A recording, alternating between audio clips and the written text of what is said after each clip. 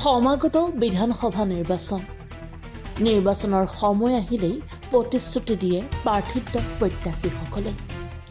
চৰাঞ্চলৰ উন্নয়ন, পকী ৰাস্তা, উন্নত শিক্ষা ব্যৱস্থা, উন্নত চিকিৎসা সেৱা এই সকলোবোৰ দাঙি ধৰি ভোট বিচাৰে প্ৰাৰ্থিত্ব প্ৰত্যাশীসকলে। কিন্তু নিৰ্বাচনত জয়লাভ কৰাৰ পিছত 5 বছৰ পাৰ হ'লেও বাস্তৱত দেখা যায় একেবাৰে বিপৰীত ছবি।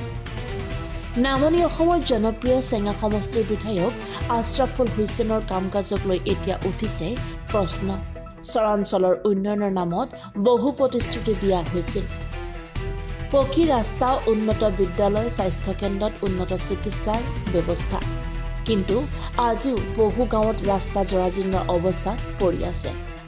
কিছু কিছু স্থানত অৱস্থা ইমানেই বেয়া যে পথচাৰীয়ে গাড়ী ঠেলি উঠাবলগীয়া হৈছে।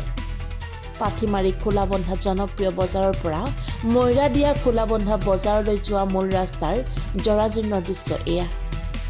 স্থানীয় ৰাইজৰ অভিযোগ, বাৰে বাৰে জনাই থকাৰ পিছতো কোনো স্থায়ী ব্যৱস্থা গ্ৰহণ কৰা হোৱা নাই। নামত উন্নয়ন, কামত অৱহেলা, এই অভিযোগেই এতিয়া জোৰদাৰ হৈ উঠিছে। এনি ভাৰত 24 ধন্যবাদ জনাইছোঁ।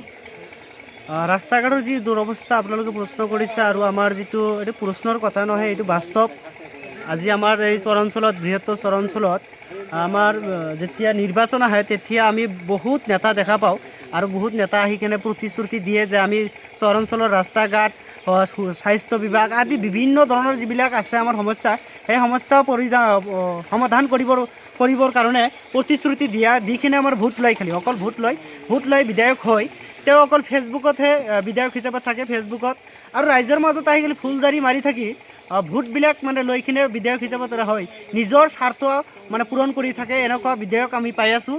গতিকে আপোনালোকে চাওক, আমি যোৱা 5 বছৰ যিটো আমাৰ বিধায়ক গ'ল আশ্ৰাফুল হুছেইন ডাঙৰীয়া, তেখেত আমাৰ মাজত আহি ৰাইজৰ মাজত আহি ফুলজাৰি মাৰি তেখেত ৰাইজৰ পৰা ভোট লৈ তেওঁ বিধায়ক হৈছিল। কিন্তু তেখেতক যে বিধায়ক বনাইছে আমাৰ ৰাইজে, নিজৰ হাঁহ কুকুৰা, ছাগলী আদি বিক্ৰী কৰি তেখেতক পইচাৰে সাহাৰ্য কৰি বিধায়ক বনাইছে।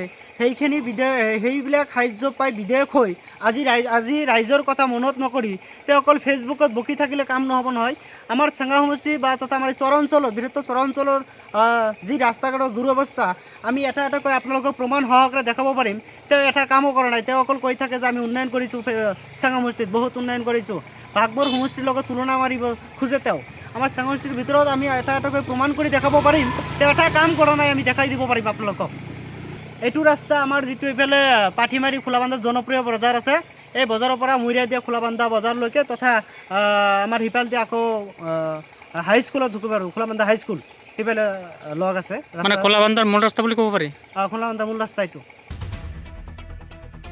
নগৰবেৰাৰ পৰা মোজাম্মেল হকৰ ৰিপৰ্ট, এনি ভাৰত 24।